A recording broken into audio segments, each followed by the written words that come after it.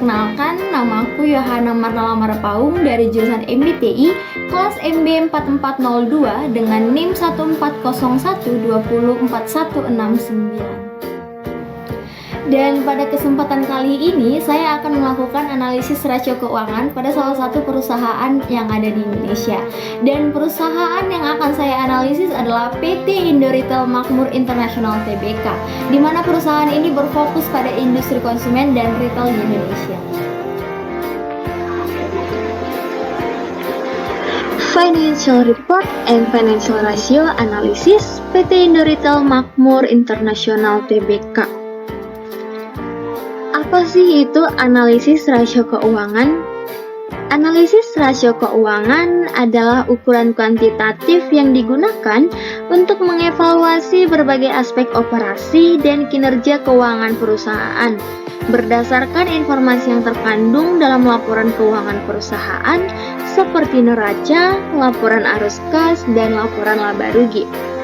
Berbicara mengenai tentang perusahaan PT Indo Retail Makmur International Tbk, PT Indo Retail Makmur International Tbk adalah perusahaan yang berbasis di Indonesia yang berfokus terutama pada industri konsumen dan retail di Indonesia. Perusahaan ini adalah perusahaan induk investasi yang memiliki kepentingan strategis di dua perusahaan publik dan satu perusahaan swasta yang bergerak di industri konsumen dan retail Indonesia. Berikut adalah financial report balance sheet yang saya ambil dari Yahoo Finance yang merupakan balance sheet dari PT Indo Retail Makmur International Tbk. Pada analisis rasio keuangan ada 4. Yang pertama, liquidity ratio, di mana liquidity ratio adalah kemampuan suatu perusahaan untuk memenuhi kewajibannya tanpa bergantung pada sumber eksternal, misalnya seperti pinjaman bank. Persyaratan likuiditas ini sangat penting untuk memperhitungkan dampak dari ketidakmampuan perusahaan dalam memenuhi kewajiban jangka pendeknya. Liquidity ratio dibagi menjadi 5. Yang pertama, aset. Current ratio merupakan kemampuan perusahaan untuk membayar utang lancar atau current liabilities-nya dengan aset lancarnya, di mana semakin besar angkanya semakin baik. Pada current ratio PT Indo Retail, saya sudah menyediakan 3 tahun terakhir, yaitu tahun 2018, tahun 2019, dan tahun 2020. Kita dapat menganalisis bahwa current ratio PT Indo Retail yang paling baik terjadi pada tahun 2019 dikarenakan angka terbesarnya adalah di 0,017 dibandingkan dengan tahun 2018 dan tahun 2020. Yang kedua ada asset test ratio. Asset test ratio adalah kemampuan perusahaan untuk membayar utang lancar atau current liabilities dengan aset yang paling lancar, di mana semakin besar angkanya semakin baik. Asset test ratio menggunakan rumus current asset dikurangi dengan inventory dibagi dengan current liabilities. Saya menyediakan 3 tahun terakhir, tahun 2018, 2019, dan tahun 2020, dan kita dapat melihat total dari asset test ratio yang paling besar terjadi pada tahun 2018, yaitu di 0,012. Oleh karena itu, asset test ratio PT Indo Retail yang paling baik terjadi pada tahun 2018. Yang ketiga, average collection period. Average collection period adalah rata-rata periode yang diperlukan untuk mengumpulkan piutang. Semakin cepat periodenya semakin baik, di mana average collection period menggunakan rumus accounts receivable dibagi dengan daily credit sale. Dan kita dapat melihat dari 3 tahun ini yang paling cepat terjadi pada tahun 2020, yaitu di 179,94. Semakin cepat periodenya semakin baik. Dan yang keempat ada akun receivable turnover, di mana akun receivable turnover ini adalah kemampuan perusahaan untuk melakukan penagihan utang. Semakin besar, semakin baik angkanya. Nah, akun receivable ratio menggunakan rumus credit sale dibagi dengan akun receivable.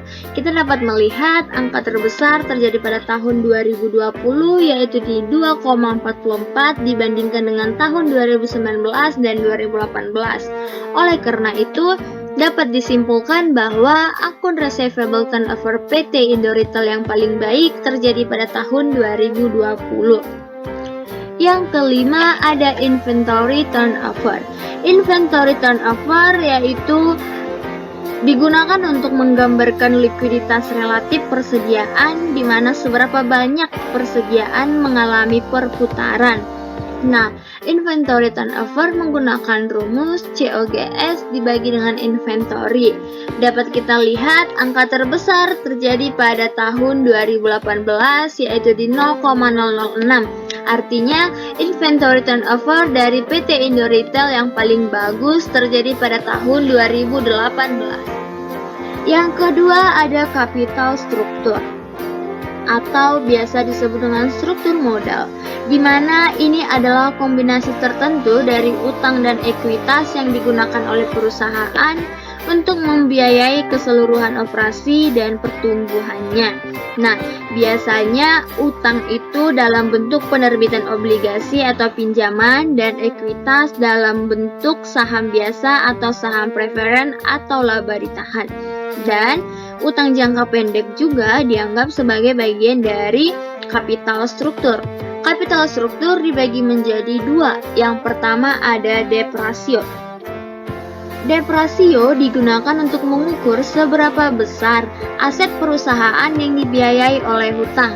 Dapat kita lihat rumus yang digunakan debt ratio adalah total debt dibagi dengan total aset. Dan semakin besar angkanya, semakin kecil angkanya, semakin baik. Dan kita dapat melihat angka paling kecil terjadi pada tahun 2018 yaitu di 0,339. Yang artinya debt ratio dari PT Indo Retail yang paling baik terjadi pada tahun 2018. Yang kedua ada time interest earned, di mana TIE ini menggunakan rumus operating income atau EBIT dibagi dengan interest expense. Time interest ini digunakan untuk mengukur kemampuan perusahaan untuk membayar beban bunganya. Kalau tadi debt ratio semakin kecil semakin baik, namun time interest ini semakin besar semakin baik. Dapat kita lihat angka terbesar terjadi pada tahun 2018, yaitu di angka 2,24, yang artinya time interest dari PT Indo Retail yang paling baik terjadi pada tahun 2018. Yang berikutnya adalah efisiensi rasio, di mana efisiensi rasio ini adalah metrik yang digunakan dalam menganalisis kemampuan perusahaan secara efektif menggunakan sumber dayanya seperti modal dan aset dan untuk menghasilkan pendapatan. Efisiensi rasio dibagi menjadi dua. Yang pertama ada total asset turnover atau biasa disebut dengan TATO. TATO digunakan untuk mengukur seberapa efisien perusahaan menggunakan asetnya untuk menghasilkan penjualan, di mana TATO menggunakan rumus sel dibagi dengan total aset. Semakin besar angkanya, semakin baik juga. Oleh karena itu, kita dapat melihat angka terbesar terjadi pada tahun 2020 yaitu di angka 28,39, yang artinya total aset turnover dari PT Indo Retail yang paling baik terjadi pada tahun 2020. Yang kedua ada fixed asset turnover. Fixed asset turnover ini digunakan untuk mengukur seberapa efisien penggunaan fixed assetnya untuk menghasilkan penjualan, di mana fixed asset turnover ini menggunakan rumus sel dibagi dengan net fixed sale. Fixed asset semakin besar semakin baik. Dan kita dapat melihat angkanya dari 2018 sampai 2020, angka terbesar terjadi pada tahun 2020, yang artinya fix aset dari PT Indo Retail yang paling baik terjadi pada tahun 2020. Berikutnya yang terakhir ada probability ratio atau rasio profitabilitas, di mana rasio ini digunakan untuk menunjukkan tingkat perolehan keuntungan dibandingkan penjual atau aktiva, dan biasanya dalam bentuk surat berharga seperti saham dan obligasi. Probability ratio dibagi menjadi 6. Yang pertama ada operating return on investment atau OIROI.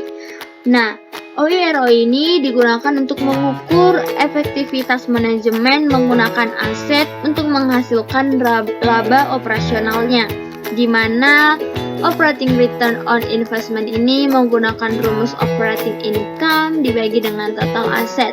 Semakin besar angkanya, semakin baik juga. Dan kita dapat melihat pada tabel ini, angka terbesar terjadi pada tahun 2019, yaitu dengan 0,07, yang artinya operating return on investment oleh PT Indo Retail yang paling baik terjadi pada tahun 2019. Yang kedua adalah operating profit margin atau OPM.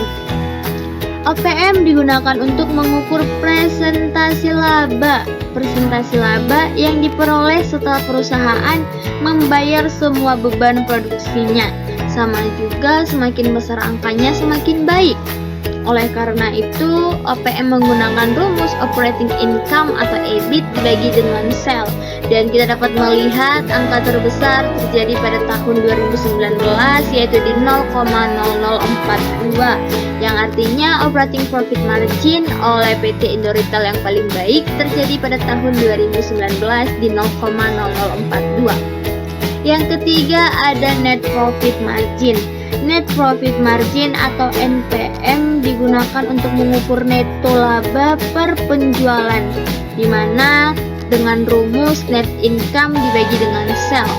Kita dapat melihat angka terbesar pada net profit margin atau NPM ini terjadi pada tahun 2018, yang artinya NPM dari PT Indo Retail itu yang paling baik terjadi pada tahun 2018 dibandingkan dari tahun 2020 dan 2019.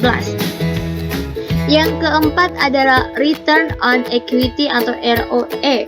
ROE digunakan untuk mengukur seberapa besar return yang bisa diperoleh oleh pemegang saham, di mana ROE menggunakan rumus net income dibagi dengan total common equity. Nah, pada ROE ini semakin besar juga angkanya, semakin baik ROE-nya. Maka kita dapat melihat dari ketiga tahun terakhir ini, angka terbesar terjadi pada tahun 2019, yaitu di 0,035, yang berarti ROE atau return on equity oleh perusahaan Indo Retail yang paling baik terjadi pada tahun 2019 dibandingkan dari tahun 2018 dan 2020. Sebenarnya tidak jauh beda 2018 ke 2020 dan juga ke 2019, namun ROE yang paling baik itu terjadi pada tahun 2019. Yang kelima ada gross profit margin atau GPM. GPM digunakan untuk mengukur laba kotor per penjualan, di mana sama juga GPM semakin besar semakin baik. Nah, gross profit margin menggunakan rumus gross profit dibagi dengan revenue. Dan kita dapat melihat pada tahun 2018 tidak ada gross profit dan tahun 2019 juga tidak ada gross profit. Namun di tahun 2020 PT Indo Retail menghasilkan gross profit di angka 488,887274, sehingga gross profit marginnya sebesar 0,001. Yang keenam adalah return on asset atau ROA.